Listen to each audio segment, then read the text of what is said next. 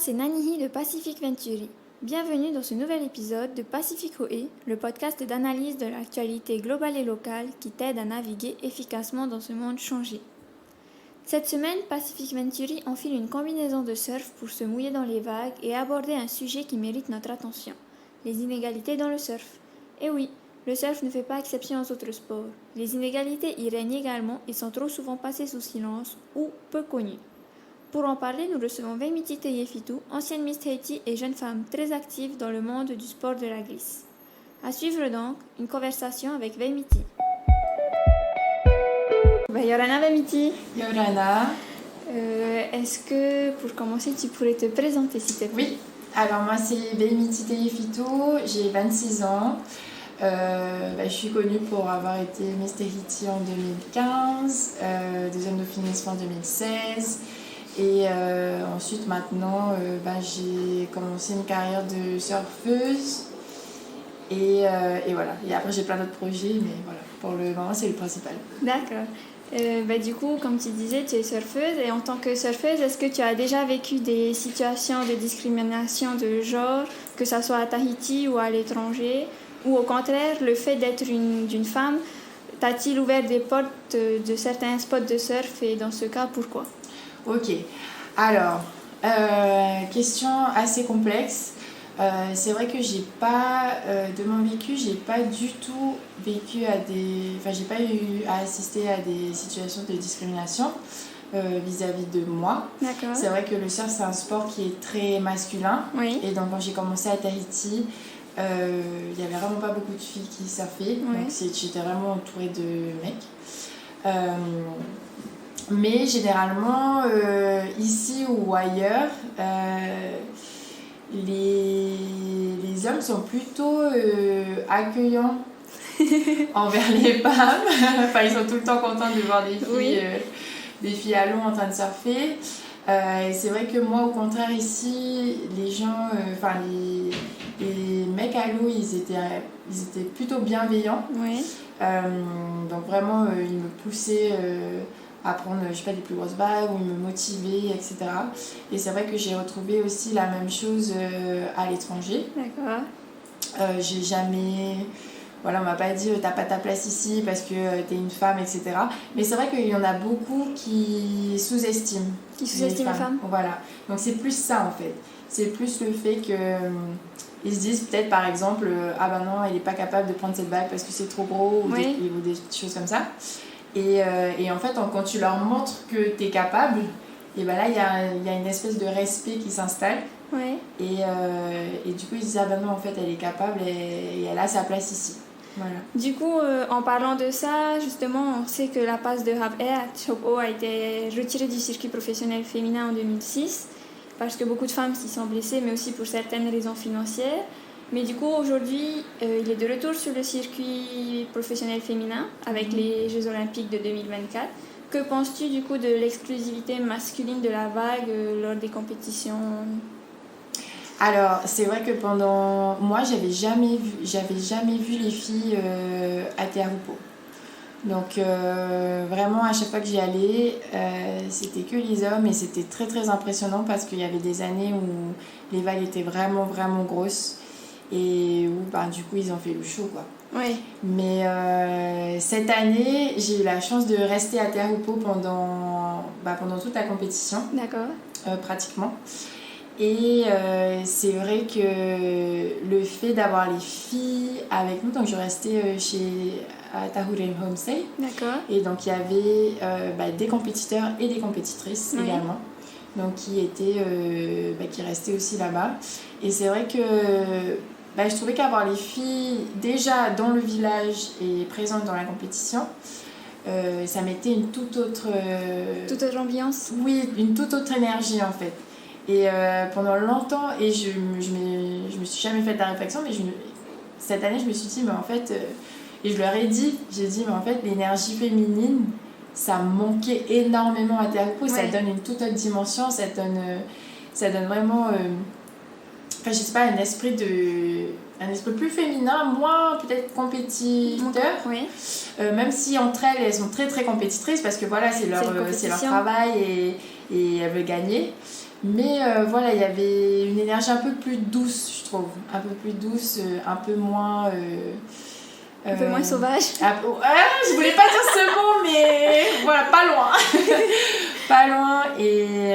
Et franchement, elles ont fait le taf, quoi. Elles ont surfé Teahupo'o. Il y en a beaucoup qui appréhendaient. J'avais déjà vu aussi beaucoup qui étaient venus s'entraîner sur le spot. Et elles ont fait le taf et elles ont fait le show également. Et c'est vrai que c'était très impressionnant de les voir parce que les vagues étaient quand même assez solides et c'était de bonnes conditions, grosses conditions quand même. Et je pense que vraiment le fait que Vahine Fierro soit carrément à l'aise en fait à Teahupo'o et que maintenant c'est... Voilà, enfin moi je l'appelle la princesse de Teahupo'o, même la reine, parce que le fait qu'elle montre aussi, je pense que ça a beaucoup eu à voir avec elle et avec ses performances, qu'elle a montré qu'en gros les femmes étaient capables. Les femmes sont capables de surfer Teahupo'o. Mais d'ailleurs elle a remporté le prix du meilleur tube là-bas. Oui, exactement. Et du coup, vraiment, je pense qu'elle a inspiré de son jeune âge parce que elle est pas aussi... Je pense qu'elle a inspiré les femmes du Tour en fait. Je pense que vraiment le fait qu'elle montre que elle est capable de surfer d'aussi grosses vagues que les garçons. Et le fait qu'elle montre ça, je pense que ça a donné un petit boost de confiance à toutes les compétitrices, alors aux surfeuses professionnelles qui sont dans le Tour. Donc je pense que ça les a mises en confiance et elles étaient en mode Vahine elle peut le faire, mais il y a même Aylas aussi, qui surfe Teahupo'o. En fait, les filles commencent à faire leur place sur le line-up de Teahupo'o. Et je pense que les garçons là-bas sont assez réceptifs et pareil, ils motivent. Ils veulent vraiment pousser les filles. Voilà, les filles, etc. Et moi, je trouve que c'est génial que ça soit revenu sur le Tour et que les filles soient vraiment...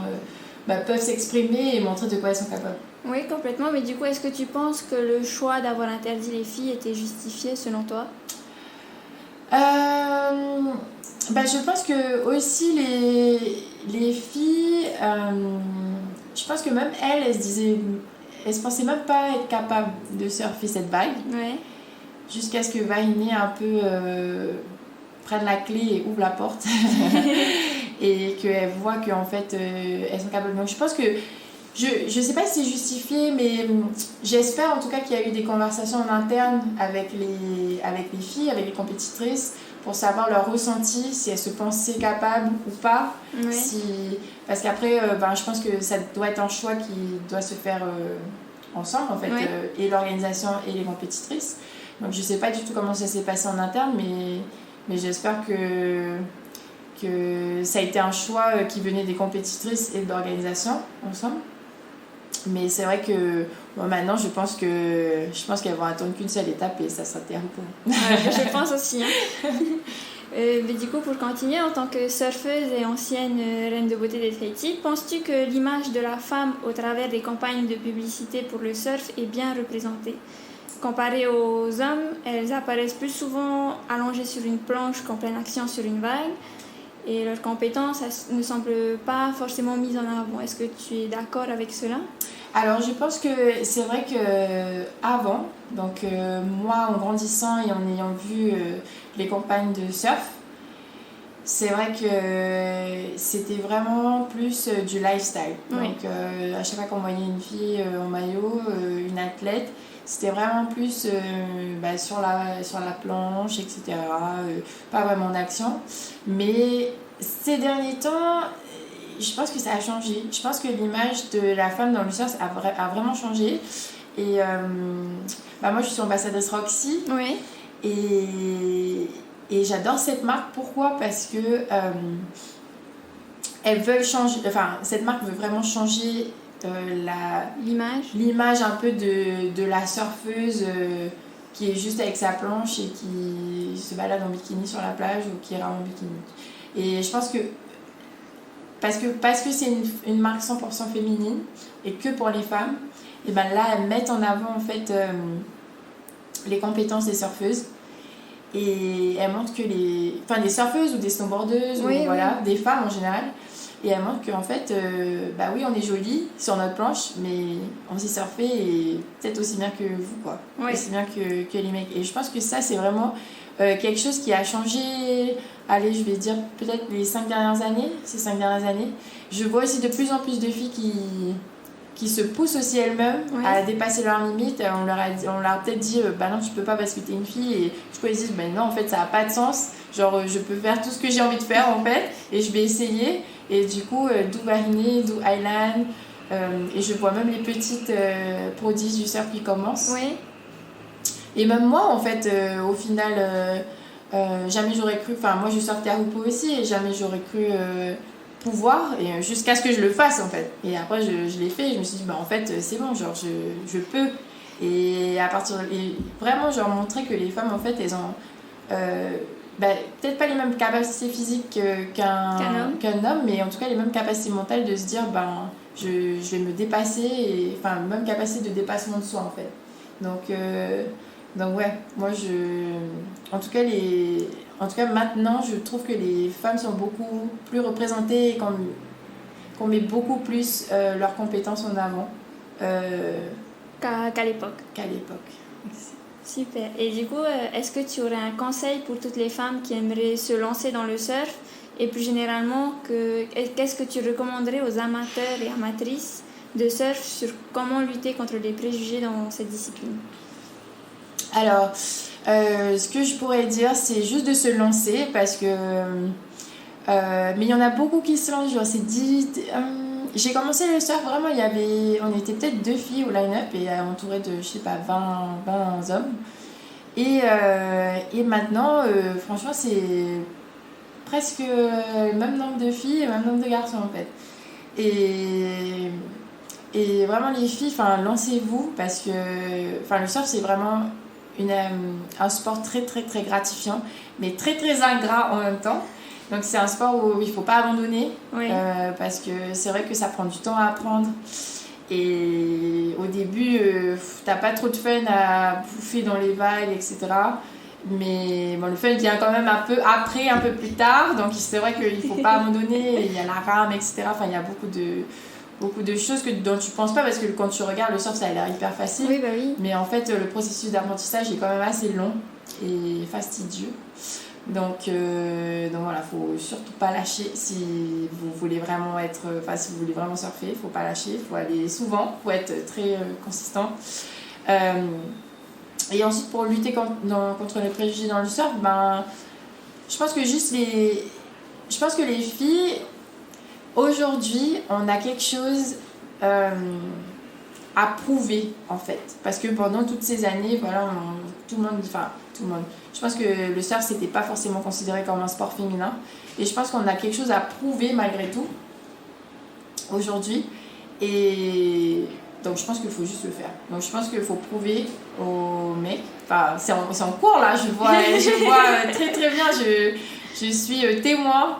C'est en cours, mais il faut juste leur prouver que voilà, on est capable de faire exactement la même chose qu'eux, et qu'on a le même mental et la même niaque en fait, de prendre des grosses vagues, ou de se mettre au surf, d'aller surfer tous les jours. Donc il faut juste se lancer. Il faut juste se lancer et juste leur prouver. Je pense qu'au fil du temps, ils vont se rendre compte et ils vont se dire, ouais, non, en fait, elles ont leur place. Mais c'est vrai que là, on est dans la phase où il faut un peu prouver, il faut un peu... Voilà, dépasser nos limites et leur montrer que nous aussi on fait la même chose, quoi. Voilà. Super, merci. Merci à toi. Et voilà, c'est tout pour aujourd'hui. Tu l'auras donc compris, le surf a autrefois prôné le sexe masculin, mais aujourd'hui on y retrouve de plus en plus de femmes qui pratiquent ce sport, et les inégalités de genre se réduisent peu à peu. Donc comme l'a dit Vemiti, lancez-vous, et surtout, petit bonus, faites-vous plaisir dans les vagues. Si cet épisode t'a plu, n'hésite pas à le partager avec ton entourage et à le noter ou le commenter sur ta plateforme de podcast préférée. Si tu veux en savoir plus sur les inégalités dans le monde du surf, n'hésite pas à aller voir la newsletter Tehoe sur ce thème. Tu peux la retrouver sur notre site internet pacificventuri.com et tu peux également t'y inscrire pour ne jamais manquer un numéro. À la semaine prochaine pour un nouvel épisode, un nouveau thème. Prends bien soin de toi, Nana.